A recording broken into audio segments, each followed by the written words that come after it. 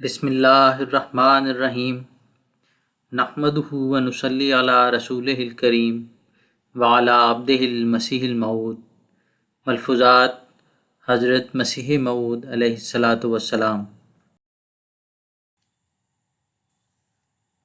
حضرت اقدس علیہ السلام کی ایک تقریر فرمودہ 31 جنوری 1898 بعد نماز فجر۔ فرمایا، یاد رکھو کہ فضائل بھی امراض متعدیہ کی طرح متعدی ہونے ضروری ہیں۔ مومن کے لیے حکم ہے کہ وہ اپنے اخلاق کو اس درجے پر پہنچائے کہ وہ متعدی ہو جائیں، کیونکہ کوئی عمدہ سے عمدہ بات قابل پذیرائی اور واجب التعمیل نہیں ہو سکتی جب تک اس کے اندر ایک چمک اور جذب نہ ہو۔ اس کی درخشانی دوسروں کو اپنی طرف متوجہ کرتی ہے اور جذب ان کو کھینچ لاتا ہے، اور پھر اس فعل کی اعلیٰ درجے کی خوبیاں خود بخود دوسرے کو عمل کی طرف توجہ دلاتی ہیں۔ دیکھو، حاتم کا نیک نام ہونا سخاوت کے باعث مشہور ہے۔ گو میں نہیں کہہ سکتا کہ وہ خلوص سے تھی، ایسا ہی رستم و اسفندیار کی بہادری کے افسانے عام زبان زد ہیں، اگرچہ ہم نہیں کہہ سکتے کہ وہ خلوص سے تھے۔ میرا ایمان اور مذہب یہ ہے کہ جب تک انسان سچا مومن نہیں بنتا، اس کے نیکی کے کام خواہ کیسے ہی عظیم الشان ہوں، لیکن وہ ریاکاری کے ملمہ سے خالی نہیں ہوتے۔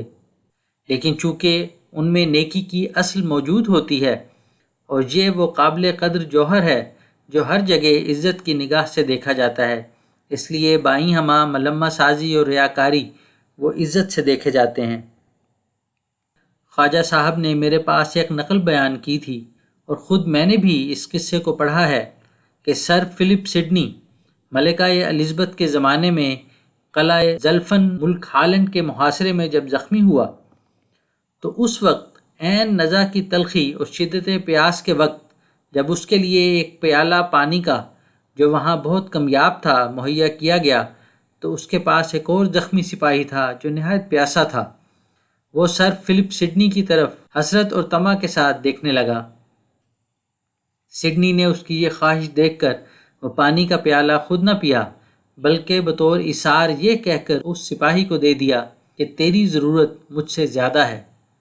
مرنے کے وقت بھی لوگ ریاکاری سے نہیں رکتے۔ ایسے کام اکثر ریاکاروں سے ہو جاتے ہیں جو اپنے آپ کو اخلاق فاضلہ والے انسان ثابت کرنا یا دکھانا چاہتے ہیں۔ غرض کوئی انسان ایسا نہیں ہے کہ اس کی ساری باتیں بری حالت کی اچھی ہوں، لیکن سوال یہ ہے کہ انسان اچھی باتوں کی کیوں پیروی نہیں کرتے؟ میں اس کے جواب میں یہی کہوں گا کہ اصل بات یہ ہے کہ انسان فطرتاً کسی بات کی پیروی نہیں کرتا جب تک کہ اس میں کمال کی مہک نہ ہو، اور یہی ایک سر ہے جو اللہ تعالیٰ ہمیشہ انبیاء علیہم السلام کو مبعوث کرتا رہا ہے، اور خاتم النبیین کے بعد مجددین کے سلسلے کو جاری رکھا ہے، کیونکہ یہ لوگ اپنے عملی نمونے کے ساتھ ایک جذب اور اثر کی قوت رکھتے ہیں، اور نیکیوں کا کمال ان کے وجود میں نظر آتا ہے، اس لیے کہ انسان بالطبع کمال کی پیروی کرنا چاہتا ہے۔ اگر انسان کی فطرت میں یہ قوت نہ ہوتی تو انبیاء علیہم السلام کے سلسلے کی بھی ضرورت نہ رہتی۔ لیکن یہ بات کہ انبیاء علیہم السلام اور خدا تعالیٰ کے ماموروں کی مخالفت کیوں کی جاتی ہے اور ان کی تعلیم کی طرف عدم توجہی کیوں کی جاتی ہے، اس کا باعث زمانے کی وہ حالت ہوتی ہے جو ان پاک وجودوں کی بیست کا موجب ہوتی ہے۔ زمانے میں فسق و فجور کا ایک دریا رواں ہوتا ہے، اور ہر قسم کی بدکاریاں اور برائیاں خدا تعالیٰ سے بعد اور حرمان اس نیک عمدہ مادے کو اپنے نیچے دبا لیتا ہے۔ چونکہ بدکاریوں کے کمال کا ظہور ہوا ہوتا ہے، اس لیے طبیعت کا یہ مادہ کہ وہ ہر کمال کی پیروی کرنا چاہتا ہے اس طرف رجوع کر گیا ہوتا ہے، اور یہی وہ سر ہوتا ہے کہ ابتداءً انبیاء علیہم السلام اور ماموروں کی مخالفت اور ان کی تعلیم سے بے پرواہی ظاہر کی جاتی ہے۔ آخر ایک وقت آ جاتا ہے کہ اس نیکی کے بروز اور کمال کی طرف توجہ ہو جاتی ہے، اور یہی وجہ ہے کہ خدا تعالیٰ فرماتا ہے وَالْآخِرَةُ عِنْدَ رَبِّكَ لِلْمُتَّقِينَ۔ غرض انسانی فطرت میں یہ بات رکھی گئی ہے کہ وہ ہر کمال کی پیروی کرنا چاہتی ہے۔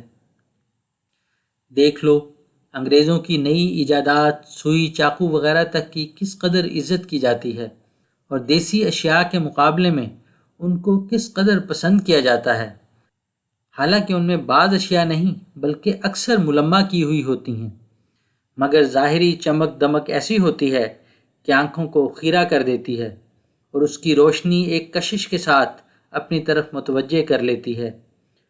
تم نہیں دیکھتے یہ جھوٹے زیور جو ملمہ کیے ہوئے بکتے ہیں، ان کی تجارت کیسی صورت کے ساتھ بڑھ رہی ہے۔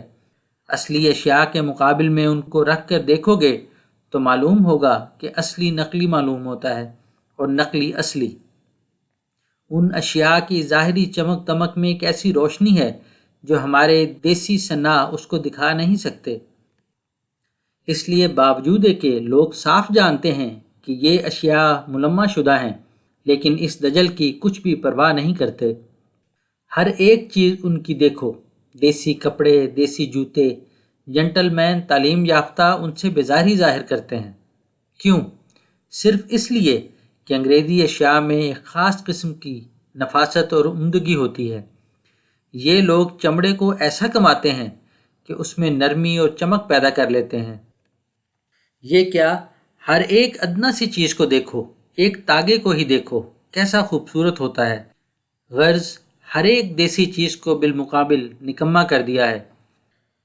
بلکہ میں نے تو سنا ہے بعض دیسی رئیس دیسی چیزوں سے یہاں تک متنفر ہیں کہ ان کے کپڑے بھی پیرس سے دھل کر آتے ہیں اور پینے کا پانی بھی ولایت سے منگواتے ہیں۔ اس خریداری کا سر کیا ہے؟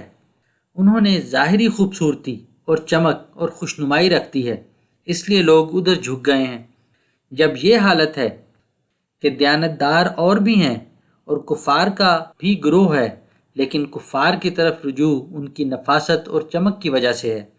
یہی حال اخلاق اور اعمال کا ہے۔ بس جب تک ان کی دمک چمک یہاں تک نہ پہنچائی جائے، نوع انسان پر اثر نہیں پڑ سکتا۔ جو لوگ خود کمزور ہوتے ہیں وہ دوسرے کمزوروں کو جذب نہیں کر سکتے۔